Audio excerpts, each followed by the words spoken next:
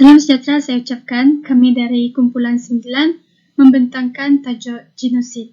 Jadi, perkataan genosid pertama kali disebut oleh Raphael Lemkin di dalam bukunya berjudul Axis Rule in Occupied Europe. Ini juga telah dicatat di Persekretariatan Bangsa-Bangsa PBB urusan penjelasan genosid dan di Genocide Prevention and the Responsibility to Protect. Genosid terdiri pada dua perkataan iaitu genus yang berasal daripada prefix Yunani yang mempunyai maksud rakas ataupun suku. Seterusnya side dari sufik Latin mempunyai maksud pembunuhan. Genosid ini mempunyai adalah sebuah pembantaian secara besar-besaran dan sistematik terhadap sesuatu suku ataupun sekelompok bangsa.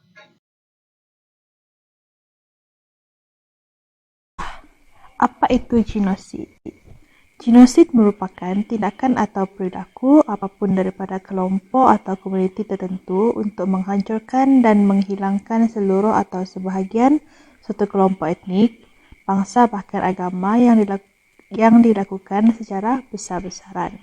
Menurut Raphael Lemkin, genosid adalah kejahatan yang meliputi jangkauan sangat luas, iaitu bukan hanya membunuh tapi juga menekan kelahiran, memisahkan keluarga secara paksa untuk mengurangi populasi dan sebagainya. Genosida atau genosid ini merupakan pelanggaran berat dan kejahatan manusia yang paling mengerikan. Jadi, asal perkataan genosid ini dibentuk oleh Raphael Lemkin untuk menggambarkan kebijakan sistem Nazi. Perkataan geno yang berasal daripada bahasa Yunani yang bermaksud suku dan perkataan sid yang berasal daripada bahasa Latin yang bermaksud pembunuhan. Kita dapat lihat di sini, ini adalah contoh artikel yang berkaitan dengan genosid, di mana terdapat banyak genosid yang telah berlaku di dunia ini. Mari kita lihat satu contoh. Wanita ini menyaksikan pembunuhan terhadap orang-orang tercinta. Para lelaki dan pemuda di desanya terbunuh. Tubuh mereka disiram dengan minyak dan dibakar. Para wanita hanya harus dapat bertahan hidup dengan nasib yang lebih buruk.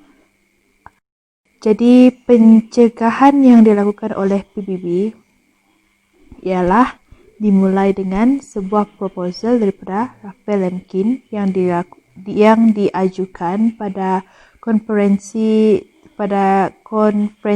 International Unification of Criminal Law ke-5 pada 1933, di mana penghancuran agama atau sosial dinyatakan sebagai kejahatan internasional kerana biadab dan besarnya penghancuran yang dilakukan. Namun, usulan ini tidak diterima. Selepas 11 tahun kemudian, Raphael Lemkin menerbitkan sebuah buku dan memperkenalkan istilah genosid setelah anggota keluarganya juga menjadi korban kekejaman Nazi. Pada 8 Oktober 1985, konsep mengenai genosid untuk pertama kali. Ini adalah antara punca-punca apabila berlakunya genosid. Punca yang pertama adalah apabila pemikiran satu bangsa lebih agung daripada bangsa lain. Hal ini kerana suatu bangsa terlalu mengagung-agungkan bangsa mereka sendiri kerana berfikir bahawa bangsa mereka lebih hebat daripada bangsa lain. Hal ini akan membawa kepada pemikiran ingin menghancurkan atau menghapuskan bangsa lain dan seterusnya membawa kepada faktor kematian yang akan kian meningkat jika genosid ini terus berlaku. Pemikiran negatif ini akan menyebabkan pemufakatan antara masyarakat atau negara akan menjadi musnah dan seterusnya menyebabkan peperangan yang menjadikan negara tidak harmoni. Sebagai contoh, China telah melakukan genosid secara besar-besaran terhadap etnik Uyghur, Kazakh, Kyrgyz dan kumpulan minoriti Muslim lain di wilayah autonomi Xinjiang.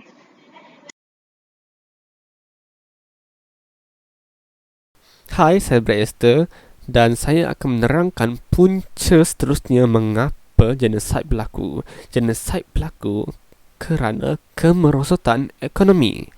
Pemimpin yang zalim menggunakan peluang ini untuk menguar-uarkan propaganda mereka. Bangsa minoriti perlu dihapuskan untuk mengukuhkan kembali ekonomi. Mereka menggunakan propaganda ini untuk mengukuhkan ekonomi dengan genosid, dan itu ialah salah satu propaganda mereka. Mari kita lihat pada tahun 1929. Pada zaman itu, Amerika Syarikat dilanda zaman meleset atau dalam bahasa Inggerisnya The Great Depression. Pada waktu yang sama, Parti Nazi mendapat sokongan daripada rakyat Jerman. Salah satu propaganda Parti Nazi ialah menuduh kaum Yahudi kerana mereka mahu menanam perasaan antisemitisme yang utuh dalam kalangan rakyat Jerman. Disebabkan propaganda inilah, Parti Nazi membuat keputusan untuk menubuhkan The Holocaust Camp, di mana bangsa-bangsa Yahudi dibunuh secara beramai-ramai. Seterusnya, antara punca berlakunya juga isu genosid ini di kalangan masyarakat adalah disebabkan adanya sifat gila kuasa dalam diri para pemerintah dan ahli-ahli politik dalam sesebuah negara. Hal ini menjadikan sebuah pemerintahan yang demokrasi menjadi autokrasi. Apa itu autokrasi? Autokrasi merupakan satu bentuk kerajaan di mana seseorang itu memiliki kuasa mutlak, dan kuasa mutlak itu adalah tanpa kekangan perlembagaan atau mana-mana undang-undang bertulis. Pada zaman dahulu, kebanyakan pemerintah autokrat telah mengekalkan kuasa serta kedudukan autoriti mereka melalui penggunaan kuasa tanpa belas kasihan. Walaupun di masa kini kita dapat melihat ramai orang-orang berintelek berebut jawatan bagi mendapatkan kuasa sehingga terikut-ikut nafsu untuk menaik tarafkan kehidupan yang lebih tinggi kerana mereka ingin mendapatkan kuasa penuh untuk memerintah negara. Dan hal ini bukanlah demi kesenangan rakyat, malah demi memuaskan kerakusan dan ketamakan mereka yang telah menguasai diri mereka karena mereka merasakan diri mereka itu telah berkuasa. Oleh hal yang demikian, berlakulah isu genosid ini di kalangan masyarakat, di mana pematuhan kepada arahan pemerintah dititik beratkan dan hak-hak asasi rakyat tidak lagi dianggap penting, kerana mereka lebih mengutamakan maruah dan ideologi negara. Rakyat juga akan mendapat kesan sekiranya mereka tidak mematuhi pada ideologi-ideologi pemimpin, menentang pemerintah, tidak mendengar arahan pemimpin, menentang dasar dan program pemerintah, dan menginginkan hak bersuara, mereka akan tertakluk pada penyiksaan, penindasan, dan dibunuh. Kerana pemerintah ini merasakan mereka tidak dihormati dan tidak dapat mencapai apa yang mereka ingini. Bagi mereka, mereka hanya ingin menghapuskan masyarakat yang begini rupa. Antara contoh yang dapat kita lihat adalah isu genosid Puak Rohingya akibat pemerintah yang bersifat autokrat. Antara isu utama Puak Rohingya ini adalah di mana status mereka tidak diiktiraf sebagai warga negara Myanmar. Pada zaman British, mereka diklasifikasikan sebagai Indo-Burma. Tapi setelah Myanmar mencapai kemerdekaan, mereka tidak lagi diiktiraf sebagai warga negara Myanmar. Dan malangnya, pada 1982, Undang-Undang Kewarganegaraan Burma diperkenalkan dan diluluskan oleh Ne Win. Akta ini telah diperkenalkan bagi menghapuskan Puak Rohingya ini selamanya daripada peta Myanmar. Namun demikian, Puak Rohingya telah melanggar perintah dan tetap mendirikan perkampungan untuk menetap di Rakhine di salah sebuah daerah di Myanmar. Dan hal inilah menyebabkan pemerintah dan pemimpin di Myanmar itu berasa marah dan tercetuslah tragedi pembunuhan umat Islam Rohingya oleh tentera Myanmar. Seramai 400 orang telah dibunuh sejak 9 Oktober 2016 dan 430 buah kediaman di 3 kampung telah dibakar. Wanita dan kanak-kanak juga dikurung dan dibakar hidup-hidup di Yai Kai Chong Kwa Son, dan seramai 30.000 orang telah menjadi pelarian. Paling menyedihkan adalah apabila tentera Myanmar ini menggunakan pelancar roket dan menembak dari helikopter, dan ada juga yang telah dibakar hidup-hidup atas timbunan rumput kering. Selain itu, antara punca berlakunya juga isu genosid ini di kalangan puak Rohingya adalah kerana ketidakpuashati pemerintah-pemerintah pada zaman dahulu, di mana semasa Perang Dunia Kedua, terdapat beberapa puak Rohingya ini yang telah menentang dan mengkhianati ideologi dan perancangan nasionalis Burma untuk membebaskan Burma dari penjajahan British. Namun, perancangan ini telah gagal kerana terdapat antara mereka yang telah berkhidmat kepada tentera Burma British. Sekarang saya akan membentangkan tentang genosid dan politik. Dan secara spesifiknya topik saya adalah politik punca genosid. Dan melalui pencarian saya telah mendapati bahawa politik adalah antara satu penyebabnya genosid. Dan hal ini disebabkan oleh beberapa parti politik yang bersikap ekstremisme. Untuk menjelaskan dengan lebih dalam lagi, parti politik yang bersikap ekstremisme adalah parti politik yang merampas hak-hak masyarakatnya dan mencerobohkan lagi kehidupan mereka tanpa menghiraukan kepentingan mereka. Antara contohnya ialah genosid di mana kerajaan Myanmar didapati bersalah melakukan genosid terhadap etnik Rohingya. Perkara ini berlaku kerana kerajaan Myanmar hendak seolah-olahnya membuang etnik Rohingya daripada negara mereka, dan mereka melakukan perkara tersebut dengan cara membunuh, peperangan, dan peristiwa tersebut juga menunjukkan bahawa pihak politik di Myanmar tidak mengambil berat tentang masyarakat Rohingya. Dan ini adalah antara contoh yang baik di mana politik akan juga menyebabkan genosid disebabkan oleh beberapa parti politik yang bersikap ekstremisme. Contoh pertama genosid dalam sejarah adalah genosid Nanking, China. Genosid ini melibatkan 300,000 warga kota Nanking, China yang dilakukan oleh orang Jepang. Mereka telah memperkosa dan membunuh warga Nanking secara besar-besaran. Hal tersebut telah berlanjut selama 6 minggu, ianya bermula pada 13 Disember 1937. Para pelaku kekejaman ini dianggap sebagai penjahat perang. Jadi akhirnya pengadilan militer internasional telah membuat pengadilan bahawa mereka dieksekusi. Seterusnya, contoh genosid dalam sejarah adalah terhadap warga sipil di Darfur. Hal ini berlanjutan selama 1 dekad dan telah mengorbankan 300,000 orang.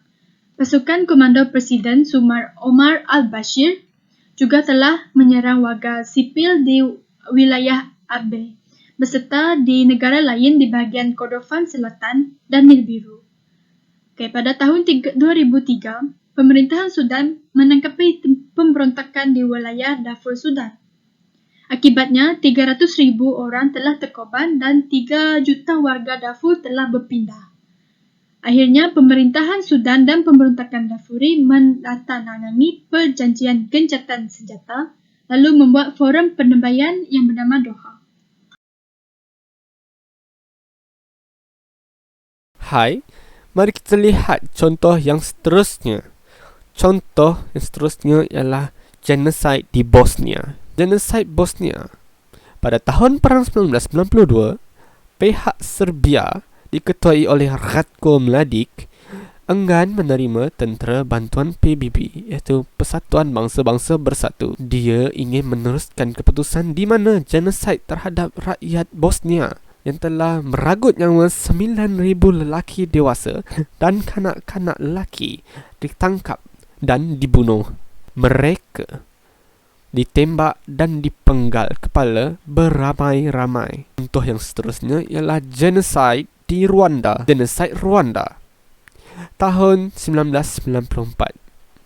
Pada tarikh 6 April 1994, kapal terbang yang membawa Habyarimana dan Presiden Burundi Cyprien Ntaryamira ditembak jatuh di Kigali. Malang sekali, tiada seorang pun yang terselamat. Beberapa jam telah berlalu, pengawal-pengawal presiden, tentera Rwanda dan kumpulan militia Hutu membuat sekatan kepada rakyat masyarakat Tutsis dan Hutu, lalu membunuh mereka, dan terjadilah genosid Rwanda. Seramai 800,000 orang dibunuh. Seramai 2 juta masyarakat yang majoritinya masyarakat Hutu melarikan diri ke Kongo atau ke negara-negara jiran seperti di dalam gambar. Sekarang saya akan membentangkan tentang genosid, dan topik yang saya akan membentangkan secara spesifik ialah impak genosid kepada mental masyarakat. Seperti yang dikatakan oleh ahli-ahli kumpulan yang lain, genosid juga akan memberi kesan yang agak besar kepada masyarakat dari segi fizikal dan mental. Dan dari segi mentalnya, genosid akan menyebabkan mereka untuk sentiasa mengingati kejadian tersebut. Perkara ini maksudnya, setelah genosid tersebut atau peristiwa yang buruk tersebut telah berlaku, pihak-pihak masyarakat, tak kira muda ataupun yang berusia, akan sentiasa mengingati peristiwa tersebut, biarpun peristiwa tersebut telah berlaku bertahun yang lalu. Dan sebagai contoh, ini adalah sesuatu peristiwa yang disebabkan oleh genosid, iaitu Hari Baju Jingga atau Orange Shirt Day, yang dicipta pada tahun 2013 oleh masyarakat di Kanada. Dan Hari Baju Jingga ini merupakan satu macam anniversary ataupun hari untuk mengingati peristiwa di mana kanak-kanak telah dirampas dan dipaksa untuk mendiami dan mempelajari di satu sekolah yang khas untuk mereka. Dan perkara tersebut merupakan genosid budaya kerana kanak-kanak tersebut telah diambil oleh keluarga mereka tanpa izin. Dan ia juga merupakan satu impak yang diiktiraf sebagai genosid budaya, dan impaknya masih berterusan hingga sekarang. Dan ini adalah contoh yang baik di mana genosid akan memberi impak yang amat besar kepada mental masyarakat.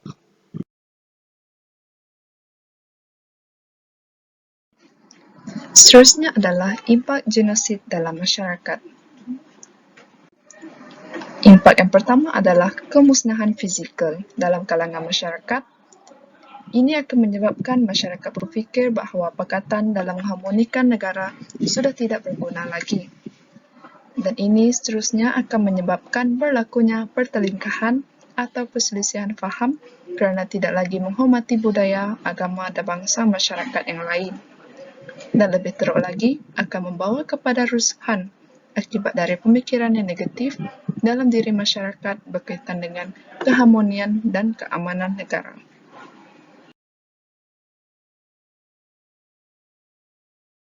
Kesimpulannya, terdapat pelbagai faktor-faktor yang telah menyebabkan timbulnya isu-isu genosid ini di kalangan masyarakat, dan hal ini telah membawa kepada pelbagai kesan-kesan negatif, dan bukan sahaja terhadap mangsa isu genosid ini, malah kepada sesebuah rakyat, masyarakat, bangsa dan negara yang telah memulakan isu ini terlebih dahulu. Berdasarkan perbincangan dan contoh yang kami sekumpulan telah beri, pelbagai penindasan, penyiksaan dan pembunuhan berlaku bagi menghapuskan suatu etnik atau puak sesebuah masyarakat dan bangsa. Maka, kita sebagai rakyat Malaysia yang berbilang kaum, tanpa mengira pangkat, agama, bangsa dan budaya, kita perlulah berganding bahu, saling mengasihi dan menghormati antara satu sama lain, agar dalam kita menerajui era kemodenan dan kesepakatan dalam pembangunan negara yang lebih berwawasan tinggi demi kesejahteraan rakyat, bangsa dan negara yang lebih gemilang dan terbilang. Oleh itu, janganlah kita ulangi sejarah dunia lama yang akan menimbulkan isu genosid ini.